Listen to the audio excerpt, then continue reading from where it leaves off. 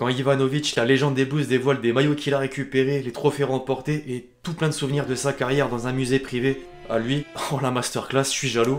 L'équipe, j'espère que vous allez bien aujourd'hui, nouveau Actu Foot, c'est le moment de faire le point sur la semaine européenne avec la Ligue des Champions en premier lieu. 5 clubs sortent déjà du lot et participeront au 8e de finale. Le surprenant Bruges, le Real Madrid, le Bayern, Naples et sans surprise Manchester City. Alors la Ligue des Champions certes, mais plus globalement les compétitions européennes. Après un 3e acte réussi pour le coefficient UEFA français, la France retombe malheureusement dans ses travers. Monaco a coulé 4-0 face à Trabzonspor, score identique pour Nantes en réception de Fribourg. Nice est tombé sur sa pelouse contre Slovako. Le seul point positif en fait, c'est Rennes, vainqueur du Dynamo Kiev. Les Bretons ont par la même occasion validé leur billet pour les 16e de finale de la Ligue Europa. Il est encore possible d'espérer mieux s'ils finissent premiers. Il y a encore du pain sur la planche pour nos représentants du drapeau sur la scène européenne. En attendant, les championnats offrent une opportunité de relancer une bonne dynamique. À ce sujet, le week-end de Classico commence. Avec de si belles affiches d'opportunités, il en est aussi question en termes de pronos. Pour les intéressés, je rappelle que via Betclic, vous avez la possibilité de débuter avec 100 € sur le premier pari avec le code LEXCITY. Dans la limite du raisonnable, faites très attention à tous les risques. Il y en a comme toujours. Les amis, le catalogue des belles histoires de notre sport peut ajouter une page. Pourquoi? Eh bien tout simplement car jeudi soir, lors du déplacement d'Omania à Old Trafford, le gardien Francis Uzoho réalisait son rêve d'affronter Manchester United. D'abord parce qu'à la base il est remplaçant au sein du club chypriote et l'entraîneur l'a titularisé avant qu'il réalise un énorme match en réalisant 12 arrêts. Ronaldo l'a même félicité. Alors son équipe a perdu, mais c'est pas un problème. En interview d'après-match, tout sourire, il a avoué ne même pas être déçu. Il avait prié Dieu pour jouer dans ce stade avec ses grands joueurs. Magnifique. Place désormais au résumé en bref des différents groupes de la Ligue des Champions avec d'abord le plus gros motif de satisfaction pour nos clubs français. Comme l'écrivait la Provence, l'OM refait fort. Après avoir profité d'une prestation désastreuse d'un gardien lors de la première manche, les Marseillais se sont offert le Sporting à l'extérieur grâce en partie à Amin Harit. La recrue estivale a à la fois provoqué une nouvelle expulsion adverse avant d'obtenir le pénalty qui donne le but de l'ouverture du score. La Marseillaise a raison de dire que les Olympiens reprennent des couleurs à Lisbonne car ils prennent la 2e place derrière Tottenham victorieux de Francfort. D'ailleurs, si l'OM s'impose face au club allemand et que Tottenham s'impose à domicile face au Sporting, la qualification est assurée dès la prochaine journée. Il y a ça, et d'un autre côté, Marseille devient le premier club français à battre un club portugais chez lui, au Portugal. En parallèle, le PSG voulait prendre sa revanche du match nul de la semaine dernière. Or, ça a été plus compliqué que prévu dans une atmosphère particulière. Le Benfica a encore su tenir bon au Parc des Princes. Du coup, les deux équipes sont au coude à coude en tête du groupe et les journaux portugais s'en félicitent. Tant à Bola que le Correo da Manhã parle de magie pour décrire le parcours des Lisboètes. Ojogo préfère envoyer un pic aux Parisiens.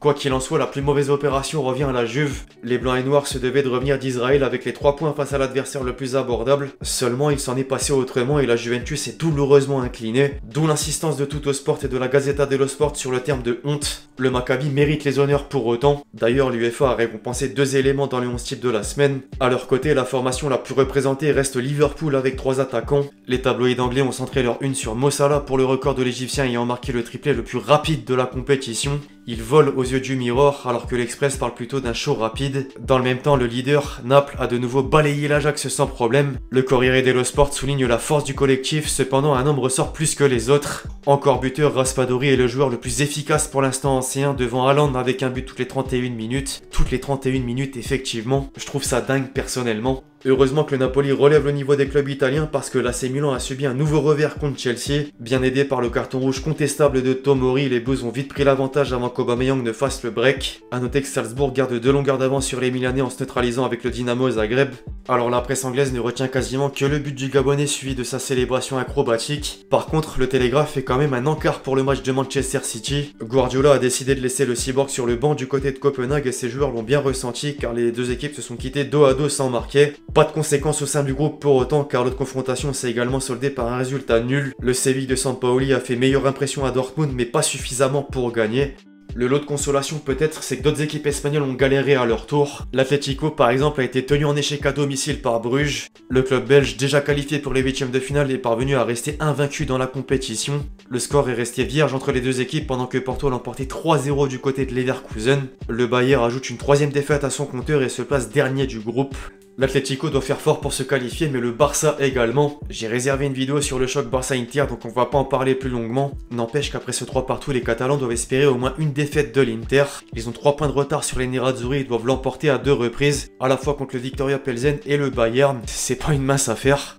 Enfin, il y a quand même un club qui ressort du lot, c'est le Real Madrid. Les Madrilènes ont arraché in extremis le nul face au Shakhtar. Il a fallu que Rudiger se la donne dans les dernières secondes du match. As le placard d'ailleurs au premier plan suite au choc subi sur son but. Il a même mis quelques stories sur le trajet du retour. C'est un vrai guerrier. Liverpool ou Real Madrid? C'est la question. Alors ça va être une question pour Jamel. Liverpool ou Real Madrid? Alors en fait les questions, il va falloir que ça soit plus sur le parcours des gens. De toute façon, Kylian, il répondra pas aux questions football, vous imaginez bien. On en vient à la page extra sportive de la vidéo à propos du Paris Saint-Germain, pour pas changer finalement. Le club de la capitale est en pleine tempête avec les affaires qui se multiplient. La saga Mbappé rentre en ligne de compte, inévitablement. Les médias enchaînent leurs articles sur le sujet à l'image de Marca. Le quotidien madrilène est revenu sur les promesses des dirigeants parisiens lors de la prolongation d'Mbappé. Ces derniers lui auraient promis de dépenser 500 millions d'euros sur le mercato pour se séparer en partie de Neymar et de Messi. À confirmer pour l'Argentin, en revanche le Brésilien était bien ciblé. Son transfert ne s'est pas fait car le président voulait pas rompre le contrat de l'ancien Blaugrana sous peine de faire naître un scandale et une moquerie envers le fair play financier. Il y a cette information et un autre scandale est apparu par la suite. Mediapart a révélé que le Paris Saint-Germain a payé une agence de communication pour créer une armée de faux comptes sur Twitter. Des comptes chargés de publier des tweets violents et insultants envers certains médias et même des personnalités du club. Mbappé en faisait partie. Sauf que si l'affaire est avérée, le Français serait en droit de demander une rupture de contrat pour faute grave. Une avocate du droit du travail a expliqué que c'était possible. On a l'impression qu'il y a une implosion du PSG. En parlant d'implosion, Romain Molina en a carrément fait un titre. Le célèbre journaliste indépendant a donné plein de détails sur ce qui se passe en interne. Il y a clairement matière à ce qu'on pense que Nasser soit viré du club. Sauf que malgré l'hystérie, QSI garde pleinement confiance en lui.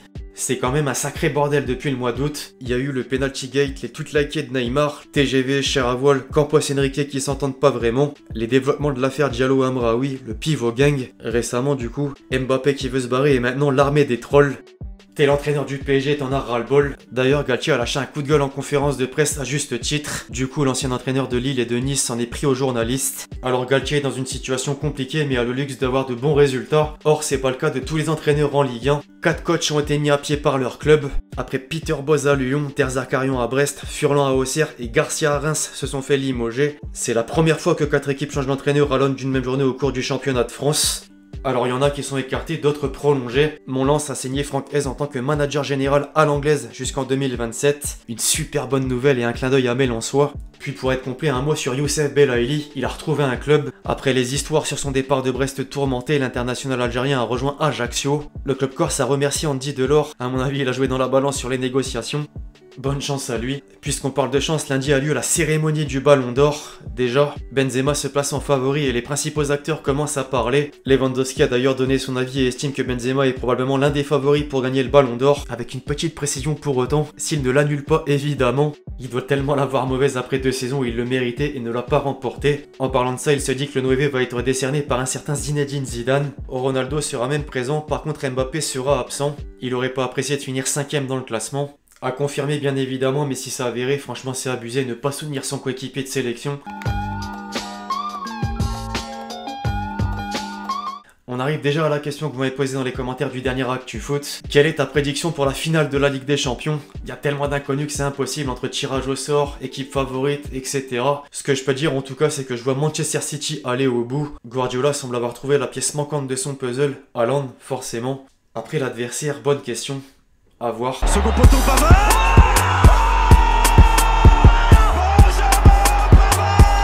Avant de clôturer la vidéo les amis, un petit plaisir avec les plus beaux buts de la semaine. Une fois, pas deux, Attili, le buteur est servi, Attili.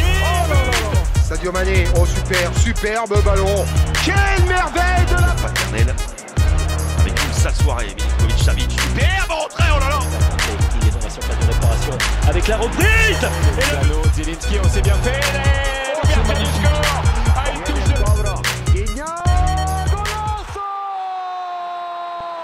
Bref, l'équipe c'est tout pour l'actu foot du jour, j'espère que vous l'avez kiffé, je compte sur vous si c'est le cas pour lâcher votre meilleur pouce levé, très important. Pensez à lâcher votre commentaire et votre question pour le prochain épisode, puis d'ici là on se retrouve très vite sur la chaîne pour de nouvelles vidéos, c'était Lexty. Ciao ciao.